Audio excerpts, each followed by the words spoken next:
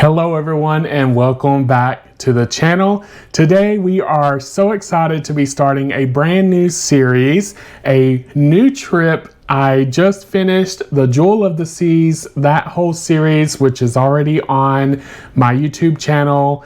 But now we are jumping right into another series, and this is a 3-night adventure on Royal Caribbean's Freedom of the Seas.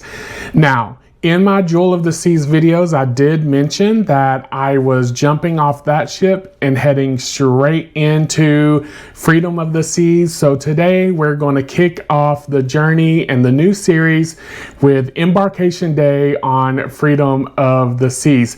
You guys, I got off the Jewel of the Seas. I got in a cab in Fort Lauderdale, or an Uber, went straight to the port of Miami, got in line and got right on Freedom of the Seas all in the same day. So I'm excited for this journey. I'd never been on Freedom of the Seas before, so I have lots of content, lots of opinions and reviews for you. So hang in there with me. Let's get this Embarkation Day on Royal Caribbean's Freedom of the Seas started right now.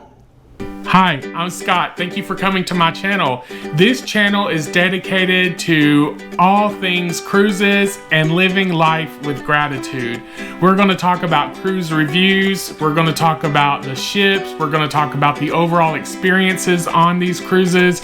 We're going to talk about traveling solo, traveling as a big guy, and all sorts of other things.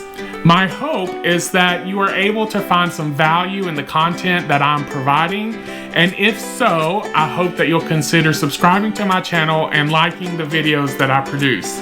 So here's to our journey together, Grateful Living Cruises. Now let's get right into it. All right, everyone, we are at the port of Miami, Terminal A, waiting to get on Freedom of the Seas, and it is a little bit chaotic here. As you can hear, the little lady back there directing traffic is whistle happy. She has been blowing that whistle like nobody's business. Anyway, so I just come from Fort Lauderdale. I just got off Jewel of the Seas, and I'm heading now to Freedom of the Seas. Because I'm so early, we're just waiting in line for the doors to open, and as soon as those doors open, we will at least go inside, and if they don't let me get on the ship early, I'll at least find somewhere to sit down and do some work on the laptop and download videos. So anyway, I'll check back in with you guys soon, and meanwhile, enjoy the silence from her taking a break from the whistle. We have made it past security, and we are here just waiting in the waiting area for them to allow us to board the ship. I have no idea how long that will take, but at least we have somewhere cool to sit down for now. I will tell you, so if you are arriving early, or you're getting off of one ship and getting on another one, or in my case, coming from Fort Lauderdale to Miami, you can arrive early. There is a staging area. You can drop off your luggage. I got here at 9 a.m. So I got off of Jewel of the Seas at 7:30. And by the time I got my Uber and got here, it was 9. And they immediately let me drop off my checked luggage and get in line for where we were going to enter. The sign says they open the doors at 10:30, but they actually open them at 10 a.m. to allow us to at least get through the security checkpoint and into the waiting area. The internet is fast, so don't worry. So like, I was kind of worried this morning, but it was just fine. And I've been using the internet to upload all the videos since the Wi-Fi on the ship was too slow. Anyway, I'll check back in once we get going. We are getting ready to board the ship, and we're going to hit on the gangway, and then we're going to join Royal Caribbean's Freedom of the Seas out of Miami, Florida.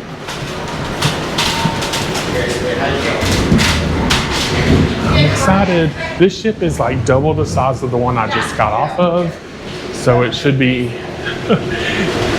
interesting difference and a good perspective. You know, when you're on one ship and you immediately go to another one, you get like a whole nother perspective, and I'm hoping that that's something that I'll be able to provide and show for you guys in my content today. As soon as we get on the ship, we're going to do our muster drill, get that out of the way, and then I'll probably, since I'm so early, we'll go ahead and do a ship tour. So anyway, here we go. We are about to be on the Freedom of the Seas, and we're going to do our thing. So here we go. We're going to go do our muster station and get something to drink somewhere, and then we'll do a ship tour. Peace. All right, everyone, we are about to have the sailaway party, and I'm going to take you guys to it. I may not be able to play the music for copywriting purposes, but we will at least go check it out and see the action. Okay, everyone, so they had a lot of copyright music playing, so I didn't want to get in trouble, but I thought I would do a voiceover to kind of just give you guys some facts about Royal Caribbean's Freedom of the Seas. She is a large ship. She's part of the Freedom class of ships, and she has 15 total decks, 1,365 crew members, 1,963 staterooms, with almost 4,000 guests at double occupancy. She comes in at 156,000 gross tons, and she definitely is a big girl. So she was built in Finland, actually, and her maiden voyage was May 11th of 2006. Now, I always love finding out who the godmother of all the ships are, and as you see here, the godmother of this ship is Catherine Louise Calder. Now, because she is a larger ship, she's a Freedom class ship. She's not as big as Oasis and Icon class ships, but she does have a lot to offer. She's a little bit bigger than the Voyager class ships, and she offers all kind of complimentary and specialty dining. She has a chef's table, Chops Grill, Izumi, Johnny Rockets, Playmaker Sports Bar and Grill, and lots of other things to choose from. Now, as you see right now, the Carnival Conquest was passing by, and you see those memes on social media of the Carnival cruise ships going by, and they're like partying hard compared to Royal Caribbean. Definitely the Carnival Conquest was partying hard. Now, I wanted to show you guys this. If you see that NCL port building, how it's shaped really uniquely, I was reading online that the Port of Miami, the city of Miami, wanted the cruise companies to build their buildings with an architectural design that would enhance the city skyline. So you'll see here that the NCL terminal there is a really unique shape, and then also you won't be able to see all of it, but you know, Royal Caribbean often, you know, they talk about it looks, they do emblems and things that have the crown shape. So you'll notice from the tip of this terminal here in a second when I pan around, the terminal at Royal Caribbean here in the Port of Miami was actually created with those angular designs you see right there in the corner, where it kind of looks like a crown. Where I was on the ship right here, I couldn't get a good view of the whole thing, but you can go online and look. It's really interesting. Now, the other thing, you see that port ferry boat right there on the right-hand side of the screen. This little island here of residences, luxury residences, you have to take a ferry to get here. So the people that live here, they take a ferry from, I guess, the mainland, if you will, over here to their residences, and I thought it was really neat. It's obviously very nice luxury residences, and they right here on the tip of the channel and where it opens up into the actual ocean. Now, about this point in time, the ship was sounding their horn. And I thought maybe they were just sounding the horn because we were approaching the end of the channel. However, as you'll see in just a little bit, no, the ship actually was sounding their horn because there was a little boat that was in the way, and the ship was trying to tell them, get out of the way of the boat. So I don't know, I think this boat was full of some people that had been having a wonderful day, if you know what I mean.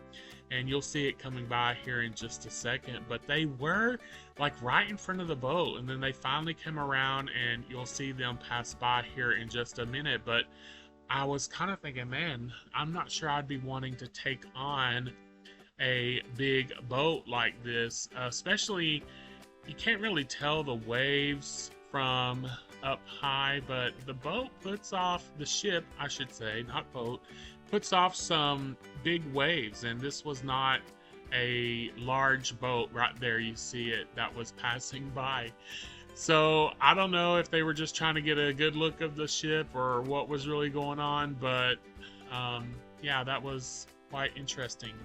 So we're about to see the last view of Miami as we leave and get this journey going. So I was trying to be a little funny here with the flow rider guy, but yeah, I'll talk to you soon.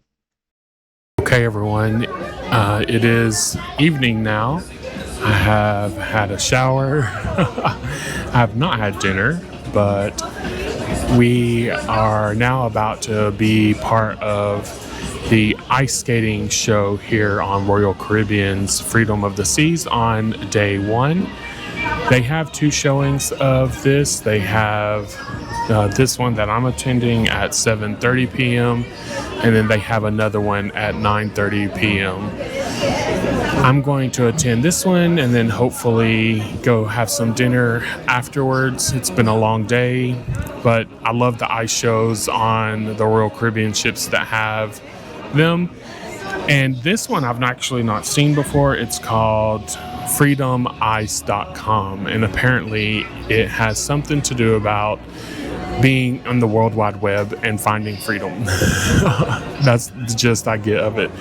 So anyway, I'll let you guys know how it is after it's done, but it does look like it's going to be a nice one. I've not seen this one, so I'm excited to see this one, and we will let you know how it goes on the way back. And yeah, stay tuned. All right, everyone, so I'm done with the show tonight. It was actually really good. So basically the premise of the ice show was they were searching on the internet the word freedom, and different things popped up. So freedom as in the hippie era, so they did skating toward that. Freedom, they had like a Chinese yin yang type thing, and several other things, but you get the idea.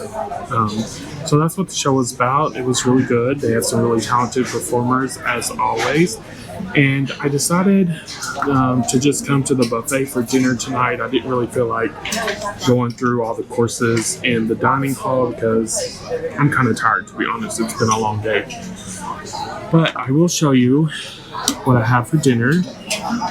So what I have here is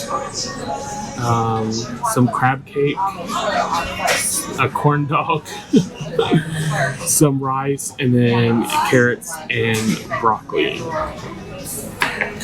So that's my half child, half adult dinner. I just wasn't feeling it. I'm so tired. I need to get some rest. But there's not a whole lot going on tonight anyway. I was going to go to karaoke, but unless I get a second wind, that's not happening tonight. It's already 8:30 and I'm just now sitting down for dinner. But anyway, the ice show was good. If you've never been to one of the ice shows on a Royal Caribbean ship, they're really unique. I don't think there are any other cruise ships that have that other than Royal Caribbean. I could be wrong. Correct me if I'm wrong in the comments, but I believe Royal is the only one. They're really awesome, especially I grew up watching ice skating, Olympics, and just the championships. My mom always had it on. So Christy Yamaguchi was my days. Nancy Kerrigan, those were my days. But anyway, so I've always just really enjoyed it, and it's something peaceful about it. So anyway, I'm going to have dinner, and I will talk to you guys tomorrow. Remember, live life gratefully.